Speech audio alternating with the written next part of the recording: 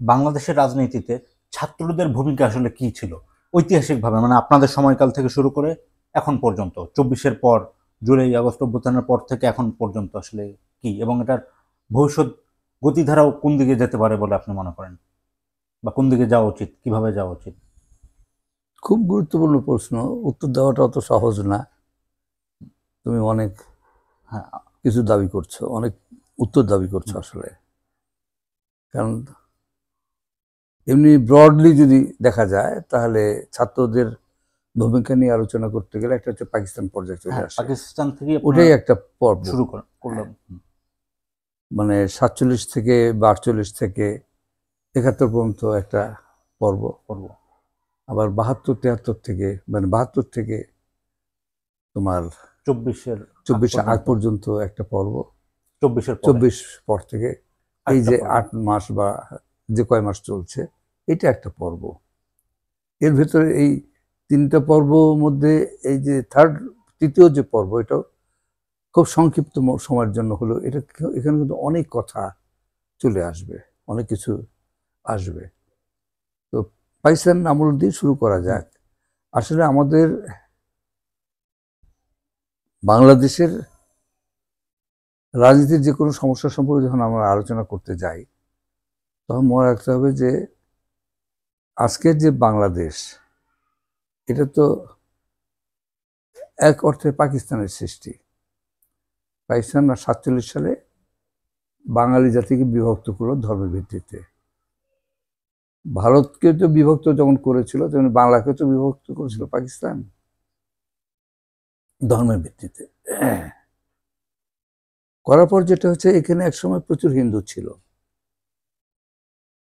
দুই বাংলায় মুসলমান সংখ্যা গরিষ্ঠ হলো, এখানে গরিষ্ঠতা অনেক বেশি ছিল মুসলমানদের। পশ্চিমবঙ্গের তুলনায় মুসলমানদের সংখ্যা লঘিষ্ঠতা ছিল, তো ওটা তো ভারতে গেল। আর মুসলিম সংখ্যাগরিষ্ঠ অঞ্চল হিসেবে পূর্ববঙ্গ পাকিস্তানের অন্তর্ভুক্ত হলো। এরপরে যেটা হয়েছে সেটা হচ্ছে হিন্দুদের এখান থেকে, বলতে খারাপ লাগে, বিতাড়ন হয়েছে। তারা চলে গেছে, একদিকে পশ্চিমবঙ্গে চলে গেছে, তাড়িয়েও দেওয়া হয়েছে। এবং খুব দ্রুত একটা শ্রেণীর এখানে মুসলিম মধ্যবিত্ত শ্রেণী উত্থান করেছে, যেটা তারা ব্রিটিশ আমলে ছিল না। এই মুসলমানরা লেখাপড়া তো খুবই পশ্চাৎপদ ছিল, শিক্ষা প্রায় ছিল না, এবং ওই যে কতগুলো পেশা আছে, পেশাতে দেখা যেত না। কামার কুমার, মানে টেকনিক্যাল যে, হ্যাঁ, এগুলো প্রায় ছিলই না মুসলমানরা। কৃষিজীবী ছিল, কিছু জোলা ছিল, আর কৃষিজীবী ছিল, বেসিক্যালি কৃষিজীবী, কৃষক। চরে চরে এরা ভাসমান জীবনযাপন করতো এক অর্থে, এবং মুসলমানরা তো চরাঞ্চলে মেজরিটি ছিল। সেখান থেকে মুসলিম মধ্যবিত্ত উত্থান শুরু। এরা আসলে ব্রিটিশ আমলেই আধুনিক শিক্ষায় ঢুকতে শুরু করেছিল মুসলমানরা। মুসলিম মধ্যবিত্তের উত্থানের সঙ্গে আধুনিক শিক্ষার সম্পর্ক আছে। ব্রিটিশ আমলের শেষের দিকে মুসলমানরা একটু করে আধুনিক শিক্ষায় ঢুকছিল। পাকিস্তান আন্দোলনের নেতৃত্ব বা উদ্যোগটা মূলত তাদের হাতেই ছিল, কিন্তু এরা পাকিস্তানটা আনলো। পাকিস্তান আনার পর যেটা হচ্ছে, একটা বিরাট শূন্যতার সুযোগটাও এই প্রজন্ম পেয়ে গেল। যারা পাকিস্তান প্রতিষ্ঠা করেছিল, কেবল লেখাপড়া তারা শিখছিল বা শিখেছিল। তারপরে হচ্ছে যে একটা মুসলিম মধ্যবিত্ত শ্রেণী গড়ে উঠছে, আর অন্যান্য পেশার মানুষগুলো চলে যাচ্ছিল ভারতে। এই হিন্দুরা আর কি, টেকনিক্যাল কাজ যারা করতো, হ্যাঁ, নানান কামার কুমার থেকে শুরু করে বিভিন্ন পেশার যে মানুষজন ছিল, এরা ভারতে যাওয়া শুরু করলো। বাঙালিরা তখন এই পেশাগুলোতে সেভাবে আসে নাই। বিহারিরা মূলত, বা পশ্চিমবঙ্গ থেকে, বিহার থেকে যেসব মুসলমান এসেছিল, বাঙালি মুসলমান আর কি, বাঙালি না, এরা হচ্ছে অবাঙালি মুসলমান ছিল, বিহারি। মানে যারা এই পেশাগুলোতে যায় নাই তারা হচ্ছে বাঙালি মুসলমান। বাঙালি মুসলমান এই পেশাগুলো তখনও যায়নি, খুব কম। এগুলো হচ্ছে যে শহর কেন্দ্রিক, এখানে টেকনিক্যাল বিভিন্ন কাজ বিহারে করা শুরু করলো, হ্যাঁ। আর হিন্দুরা তো ছেড়ে চলে যাচ্ছে, শূন্যতা একটা হচ্ছে। এখানেও মুসলমানরা ধীরে ধীরে আসছিল, ওই বাঙালি মুসলমান। তবে কতগুলো পেশায় ওইভাবে না, যেমন কুম্ভকারের কাজ এটা মুসলমানরা সাধারণত করতো না। মুসলমানরা ওই কামার কিছু কিছু কর্মকার হয়ে হচ্ছিল, এইগুলো আমার বিহারিরা ওই সেই কাজগুলো করছিল। আর এই ধরনের কিছু পেশা তখন ওই পশ্চিমের থেকে আগত বিহারিরা এরা মূলত করতো। তো এইভাবে একটা নতুন শ্রেণীর উত্থান ঘটছিল এখানে, হিন্দুদের মানে চলে যাওয়ার সঙ্গে এটা সম্পর্কিত। হিন্দুদের রিপ্লেস করছে, সরিয়ে দিচ্ছে, চলে যাচ্ছে, বিতাড়িত হচ্ছে, জমি হারা হচ্ছে, চাকরি হারা হচ্ছে, এগুলো ছেড়ে দিয়ে চলে যাচ্ছে। ডাক্তার, এখানে তো ডাক্তাররা তো প্রায় সব হিন্দু ছিল, শিক্ষক হিন্দু ছিল, এই পেশাগুলো তো ফাঁকা হয়ে গেল, চলে গেল। এই নতুন খুব দ্রুত মধ্যবিত্ত শ্রেণীর উত্থানটা এখানে ঘটলো। এই সময় ভাষা আন্দোলন প্রশ্নটা এলো। এখন ঘটনা হচ্ছে যে এই পাকিস্তান পিরিয়ডের পরে, এটা পাকিস্তান পিরিয়ডের পরে 48-এ ওই যে জিন্দার ঘোষণা, উর্দুকে বাংলা ভাষা, সরি রাষ্ট্রভাষা, একমাত্র রাষ্ট্রভাষা, Urdu shall be the state language of Pakistan, উনি ঘোষণা করলেন, ঢাকায় এসে ঘোষণা করলেন, জনসভায় ঘোষণা করলেন, কার্জন হলে তার আগে উনি ঘোষণা করেছিলেন, যেটা ছাত্র প্রতিবাদ করলো, জনসভাতেও প্রতিবাদ করেছিল এক অর্থে। আব্দুল মতিন তো জনসভায় দাঁড়িয়ে যাচ্ছিলেন, লোকজন ভাষা, তখন তিনি ছাত্র, তার বন্ধুরা থেকে চেপে ধরেছিল, পাবলিক পিটিয়ে না মারে থাকে এই ভয়। কিন্তু জিন্নার মুখের সামনে কিন্তু প্রতিবাদটা হয়েছিল। আচ্ছা, ওই সভাতেই, ওই সভাতেই, মানে কার্জন হলে, প্রথমে কার্জন হলে আব্দুল মতিন দাঁড়িয়ে গেলেন, ছাত্র দাঁড়িয়ে গিয়ে বললেন, লম্বা চওড়া মানুষ, হ্যাঁ আমি তো দেখেছি, ওরা সঙ্গে তো রাজনীতিও করেছিলাম, দাঁড়িয়ে গেলেন ছাত্ররা একজন দাঁড়িয়ে গেছে, নো মানে বাংলা ওই উর্দু একমাত্র রাষ্ট্রভাষা হবে না, এটাই আর কি তার বক্তব্য ছিল। নো করলেন, চিৎকার। তো এইটা তো এটা সাংঘাতিক ঘটনা। জিন্নাকে পাকিস্তানের স্রষ্টা, ফাউন্ডার বলা হয় যাকে, তার মুখের সামনে প্রতিবাদ জানাচ্ছে। এইটা হচ্ছে যে এইটি বাঙালি মুসলমানদের, এইটি হচ্ছে বৈশিষ্ট্য, এটা বুঝতে হবে। এবং এটা কিন্তু এই প্রতিবাদটা আসছে কিন্তু তরুণ ছাত্রদের মধ্য থেকে, সেই সময় যারা তরুণ, এই সময় যারা তরুণ, এদের আগের প্রজন্ম পাকিস্তানে এনেছে, এরা দাঁড়িয়ে গেছে পাকিস্তানের বিরুদ্ধে। পাকিস্তানের তো স্বাভাবিক, এটা নতুন ভাষাকে কেন্দ্র করে তো জাতি গঠন হবে, আর মুসলমান তো আলাদা জাতি বলছে। পাকিস্তান প্রতিষ্ঠার লাহোর প্রস্তাবের মূল সুরটা কি ছিল, মুসলমান আলাদা জাতি, তাহলে সেটার জন্য খুব স্বাভাবিক দুইটা রাষ্ট্র না করে একটা রাষ্ট্র বানিয়েছে, পূর্ব আর পশ্চিম দুটো রাষ্ট্র হতে পারতো, সেটা তো করেনি, একটা রাষ্ট্র পাকিস্তান। জাতি গঠন করতে হবে, তো জাতি গঠনের জন্য একটা অভিন্ন ভাষাকে আশ্রয় করতে হতে পারে, এই স্বাভাবিক ছিল।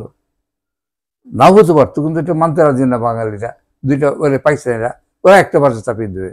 বাঙালি বলছে না, তোমাদের এটা মানে না, আমাদের আলাদা ভাষা থাকবে। অর্থাৎ পাকিস্তানের ভাঙনের বীজ পোতা হলো ভাষা আন্দোলনের মধ্য দিয়ে, এটি তো ভাষা আন্দোলনে নিয়ে গেল। এটা একটা সাংঘাতিক ঘটনা। পাকিস্তান বিভাগ ভেঙে গেল কিন্তু ভেতরে ভেতরে, কিন্তু কারা ভাঙলো? যে মুসলমান বাঙালি পাকিস্তান প্রতিষ্ঠার অগ্রণী ভূমিকা পালন করেছিল, পাকিস্তান প্রতিষ্ঠার ক্ষেত্রে অগ্রসৈনিক ছিল, যারা ভ্যানগার্ড ছিল, তারা এটার বিরোধিতা করলো, মানে তাদের পরবর্তী প্রজন্ম ছাত্ররা। ছাত্রদের হিসাবটা সহজ, কেবল ইংরেজি মানে শিখছে তারা, এখন তাদেরকে উর্দু শিখতে হবে, উর্দু প্রতিযোগিতা, এটা যেতে রাজি না তারা। আবেগ, এখানে অন্য চিন্তার কাজ নাই। পাকিস্তান প্রতিষ্ঠার পেছনে যেমন খুব দীর্ঘ মানে ফিলোসফিক্যাল কাজ ছিল, তারা হ্যাঁ তাৎক্ষণিক লাভালাভের হিসাব কাজ করেছিল। হিন্দুরা চলে গেলে তাদের জায়গা তারা নিতে পারবে, তারা সব দখল করে ফেলতে পারবে, এই চিন্তাটা কাজ করতো। কিন্তু মানে মুসলিম মেজরিটি হলে তো সব সুযোগ সুবিধা তারা তখন দখল করবে, ভোগ দখল করবে। এগুলো এই হিসাবে কাজ করেছে যে উর্দু ভাষাতে চাকরি বাকরি সব পাবে ওরা, আমরা পারবো না ওদের সঙ্গে। আবার ইংরেজি বলতে বাংলায়, তখন বাংলায় ভালো করে বলতে পারতো না, আমার তো মনে আছে। আমার ছেলেবেলা, আমি তো মুসলমান বাঙালির অবস্থা দেখেছিলাম তো। বাংলা বলে ভালো করে বলতে পারতো, বক্তৃতা দিতে পারতো না ঠিক মতো, লিখতে পারতো না ঠিক মতো, পড়তে পারতো। বাঙালি মুসলমান বাংলায় ভালো করে বলতে পারতো না, ওরা শিক্ষার বাইরে ছিল তো এরা। হুম। নতুন কেবল শিক্ষা এক প্রজন্ম হয় নাকি, 2, 3, 4 প্রজন্ম লাগে শিক্ষার একটা এই পটভূমি তৈরি করার জন্য। সেখানে কিছুই নাই এদের।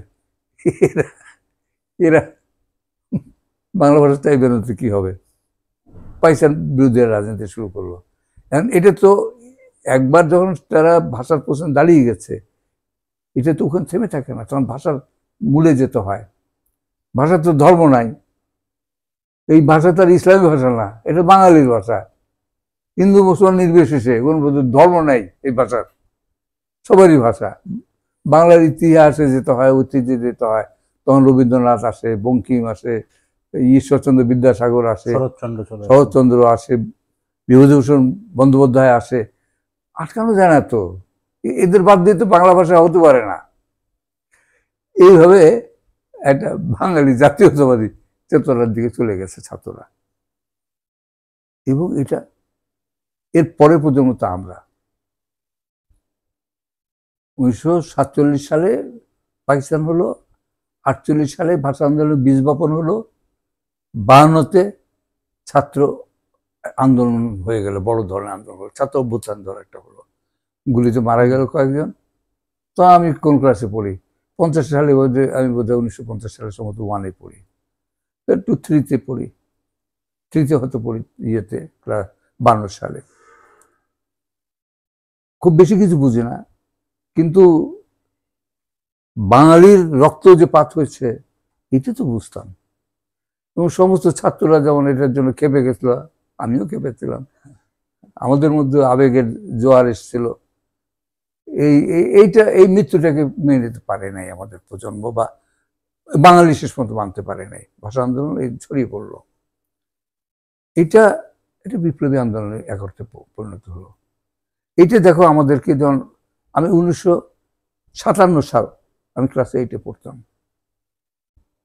এবং কিরকম একটা প্রজন্মের উত্থান হচ্ছিল, আমরা কি পরিমাণে লেখাপড়া করতাম তখন, এটাও একটা বিস্ময়কর ব্যাপার। কিন্তু আমি একা না, অনেক ছেলে তখন দেখতাম নানান বই পড়তো, দর্শনের বই, রাজনীতির বই, এগুলো পড়তো, কবিতা, উপন্যাস, এগুলো পড়তো।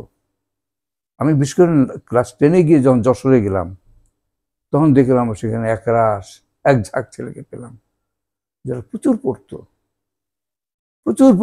আমার সঙ্গে যারা ছিল ক্লাস 10-এ পড়তো, ক্লাস 9-এ পড়তো, দেখতাম আমার সঙ্গে এমন এক ছেলের সঙ্গে পরিচয়, 1 বছর জুনিয়র ছিল আমার, প্রচুর পড়তো। একটা জায়গায় বই পাওয়া যেত, সে বইয়ের সন্ধানে আমি ওখানে উপস্থিত হলাম, একসময় সেও সেখানে উপস্থিত হলো, আমাদের পরিচয় হলো। সে ভিন্ন স্কুলে, আমি জেলা স্কুলে ক্লাস 10-এ পড়তাম, আর সে অন্য একটা প্রাইভেট কেউ না একটা স্কুল ছিল, সেখানে নামটা ভুলে গেছি। যাই হোক, ভালো সম্পর্ক হয়েছে তার সঙ্গে আমার, সে ক্লাস 9-এ পড়তো। এইভাবে প্রজন্মের গঠন হচ্ছে। কিন্তু ক্লাস 8-এই আমি পাকিস্তান বিরোধী হয়ে গেছি, ফিলোসফিক্যাল কারণে, ধর্মীয় দর্শনের কারণে, ধর্মভিত্তিক রাজনীতিতে আমার অবিশ্বাস এসে গেল। ধর্ম রাজনীতির ভিত্তি হতে পারে না। এবং আরো কিছু প্রশ্ন দেখা দিল, ধর্ম বিষয়ে আমার প্রশ্ন দেখা দিল, সন্দেহ দেখা দিল, এবং ধর্মভিত্তিকে গ্রহণ করে আমি আর চলিনি। আমার কাছে মনে হয়েছিল যে বাঙালি জাতীয়তাবাদের ভিত্তিতে রাষ্ট্র হওয়া উচিত আমাদের। আমি 58 সাল থেকে পূর্ব বাংলার স্বাধীনতাতে বিশ্বাস করলাম, প্রচার করে বেড়াতাম, আলোচনা করতাম। এটি 9-10-এ গিয়ে আমি অনেককে পেয়ে গেলাম আমার সঙ্গে, হ্যাঁ, যারা পূর্ব বাংলার স্বাধীনতায় বিশ্বাস করতো। যেমন যশোর আমজাদ হোসেন, পরবর্তীকালে সে কমিউনিস্ট নেতা হয়েছিল, একই ক্লাসে পড়তাম, তাকে পেলাম। খালিদুর রহমান টিটো, পরে সে রাজনীতিতে যাই করুক, জাতীয় পার্টি ঠিক হয়ে একেবারে যাচ্ছে তার কারবার করেছে, কিন্তু ছাত্র জীবনে তো সে এরকম সুবিধাবাদী হয় নাই। যাই হোক, আমি এরকম অনেককে পেয়েছিলাম। পরবর্তীকালে ঢাকা যখন বিশ্ববিদ্যালয়ে কলেজে গেলাম, বিশ্ববিদ্যালয়ে গেলাম, তখন আরো অনেককে পেয়েছিলাম যারা এইভাবে চিন্তা করতো। হয়তো আমার মতো উদ্যোগী ভূমিকা ছিল না, কিন্তু চিন্তাটা অনেকেই করতো। এটা একটা প্রজন্ম, অর্থাৎ ছাত্ররা দেখা যাচ্ছে মানে র্যাডিক্যাল চিন্তা, মৌলিক চিন্তা করছে, বিপ্লবী চিন্তা করছে। এটা বিপ্লবী চিন্তা, এবং এর সঙ্গে চলে আসছে সেই যুগের সমাজতান্ত্রিক এবং মার্ক্সীয় ভাবনা।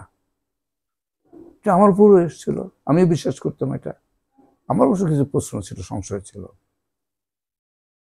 আমার মতো এরকম প্রশ্ন নিয়ে, সংশয় নিয়ে কেউ কমিউনিস্ট রাজনীতি করে নাই, আমি দেখিনি কাউকে। আমার সংশয় ছিল, সন্দেহ ছিল, কিছু প্রশ্ন অবিশ্বাস ছিল, বিরোধিতাও ছিল কিছু প্রশ্ন। আমি মনে করতাম এইগুলো ঠিক না। বিশেষ করে ঢাকা ইউনিভার্সিটি যখন আমি ভর্তি হয়, তখন আমি মনে করছি মার্ক্সবাদের লক্ষ্যটাই ভুল। ওই কমিউনিস্ট সমাজ কোনোদিন হবে না। তবে মনে হচ্ছে যে আমাদের সমাজতান্ত্রিক একটা পর্যায়, সমাজতান্ত্রিক সমাজ, এটা মনে করতাম। সেখানে মনে করতাম যে গণতান্ত্রিক হওয়া দরকার। ঠিক আছে, এটা আমার ছিল।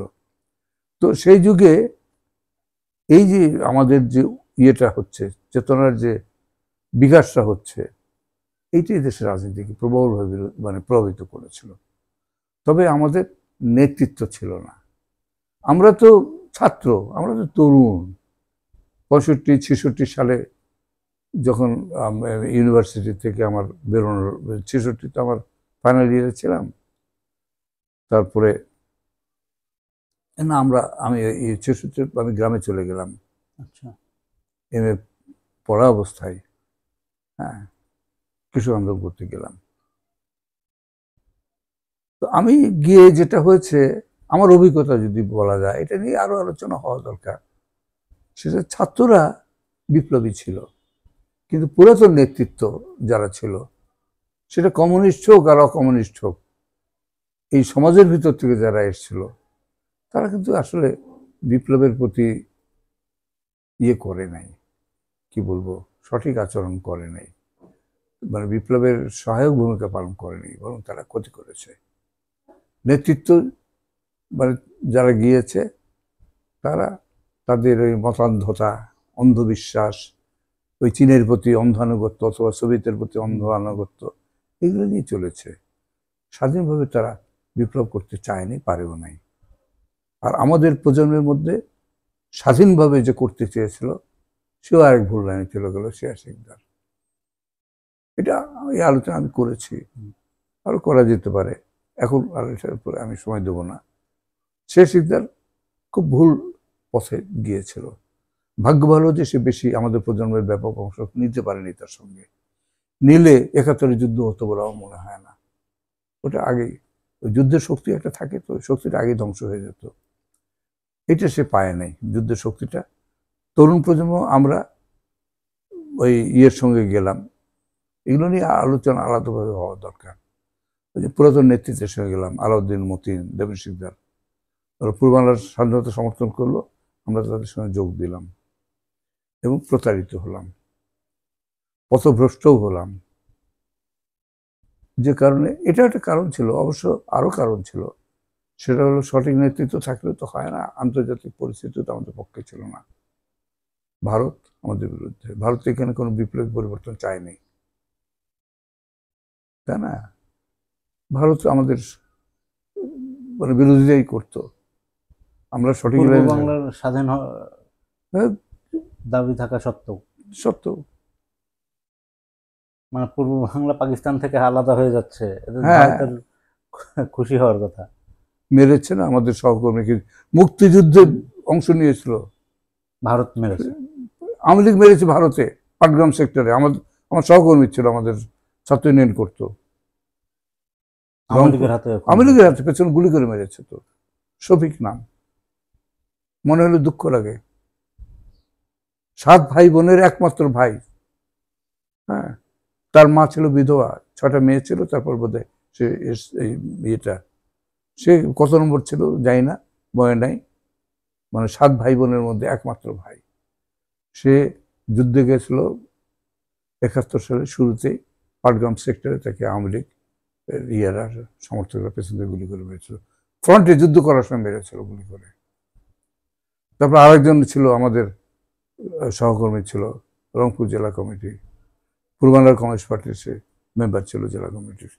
তাকে পঙ্গু করে দিয়েছিল ইন্ডিয়ান আর্মি, মুক্তিবাহিনীতে ছিল সে, তাকে ধরে নিয়ে গিয়ে পঙ্গু করে দিয়েছিল।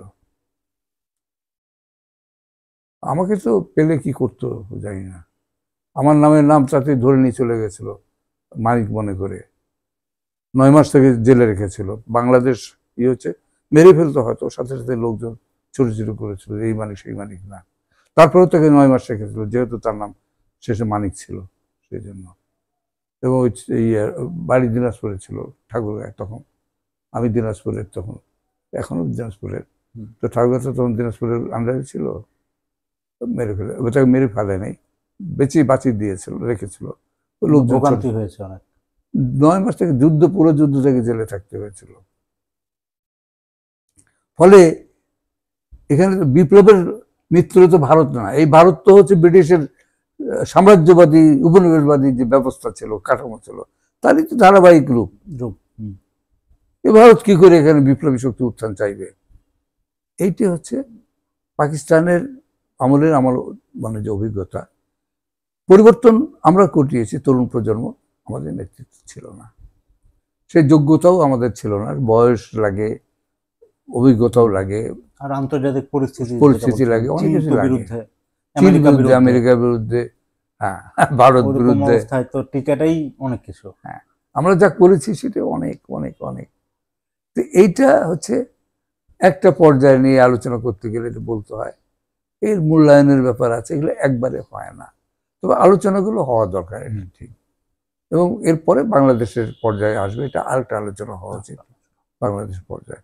আমরা 3টে পর্যায়ে, এটা 3টে পর্বে আমরা ভাগ করতে পারি আলোচনাকে। তবে এটা ঠিক যে ছাত্র বা তরুণ প্রজন্ম 50-এর দশক এবং 60-এর দশকের, বিশেষ করে 60-এর দশকের, এই 60-এর দশকের এটা হচ্ছে বিপ্লবী রাজনীতির দেশের কেন্দ্রীয় শক্তি হিসেবে ভূমিকা পালন করেছিল। এই শক্তির চাপে যে পরিবর্তন হয়েছে তার একটা হচ্ছে 71-এর স্বাধীনতা যুদ্ধ। 71 তো হঠাৎ করে ডাক দিলাম না না, এটা অসম্ভব। একটা কে ডাক দেবে? শেখ মুজিব তো ধরা দিয়েছে, ও তো যুদ্ধ বিরোধী লোক, বাংলাদেশ স্বাধীনতা চায় না, যুদ্ধ ধরা দেবে কেন এই পাকিস্তানের কাছে? যুদ্ধ করার লোক না তো, তার দল পালিয়েছে ভারতে, ভারত বসেছিল নেওয়ার জন্য। আর এই যে বাঙালি আমাদের সমাজটাকে তো বুঝতে হবে, হুজুগের সমাজ, আর পাকিস্তানও চাচ্ছিল না, খুব এটা সহজ ব্যাপার। পাকিস্তান যদি পাকিস্তান রক্ষা করতে চাইতো তা আওয়ামী লীগকে বাছাই করে ধরতো, বেছে বেছে ধরতো, ওভাবে হামলা করেছিলেন যাতে সব পালায় গিয়ে পাকিস্তানটাকে ভেঙে দেয়। অর্থাৎ পাকিস্তানকে রাখতে চাচ্ছিল না পাকিস্তান শাসক শ্রেণী, এটা লায়াবিলিটি হয়েছিল তাদের জন্য। তোরা যা, এখন তো যাবে না, মুজিব তো ছাচর, ধরা দিল তাও যুদ্ধ করবে না, পাবলিক পিটালে কি হবে? আমেরিকা সব মিলে পালাবে ইয়েতে, ভারতে গেলে একটা যুদ্ধ হবে, যুদ্ধ খেলা হোক, যাই হোক, পরে একটা অ্যারেঞ্জমেন্টের মধ্য দিয়ে পাকিস্তান উইথড্র করবে, পূর্ববঙ্গ করবে। এটা ছিল বেসিক পরিকল্পনা। এইটা হয় নাই, এইটা হয়নি খালি ভারতের জন্য তা না, এই যে যুদ্ধের সাইকোলজিটা আমরা তৈরি করেছিলাম স্বাধীনতা যুদ্ধে 60-এর দশক জুড়ে, কেন যুদ্ধটা দরকার আসলে, এটা স্বাধীন হওয়া দরকার।